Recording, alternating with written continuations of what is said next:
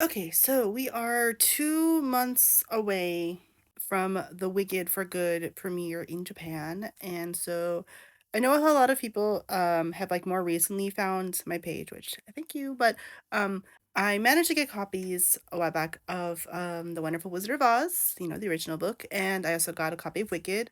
I was very, very lucky that both of them were available at like literally the only bookstore in my probably entire city, if not the entire area, that has any books in English. I did have this whole idea of like, and I did post about this specifically saying that I would go chapter by chapter and everything. And then I remembered like I promised one of my Japanese friends who is studying English that I would lend her the book because it is a children's book. It is an old children's book, so she might still have some trouble, but she wants to give it a try. She wants to challenge herself.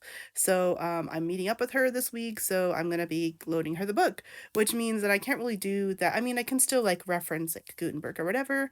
And then also the other day, I was really in the mood to keep reading something, anything in English, so I have started Wicked. I'm only a few chapters in. Obviously, I knew that it was adult, but damn.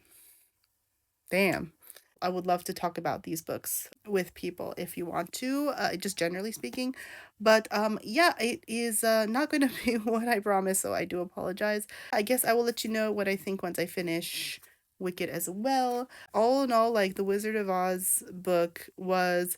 I mean, I wasn't like surprised, but it was certainly very interesting. Part of me does want to like think about this franchise, I guess, from a magical girl perspective, just because it is an older text than, whatever. And like, obviously, Bewitched and I Married a Witch, the two kind of big major things that helped kick off the start of the like Madoko series in Japan. Those both stemmed from a book as well, the same book actually, which I would like to read someday. Like, obviously, this, when you like really trace back the origins and stuff, it does get a little bit older than we like to admit. So I definitely want to think of it from that perspective, but I also want to think of it as like American fairy tale perspective as well.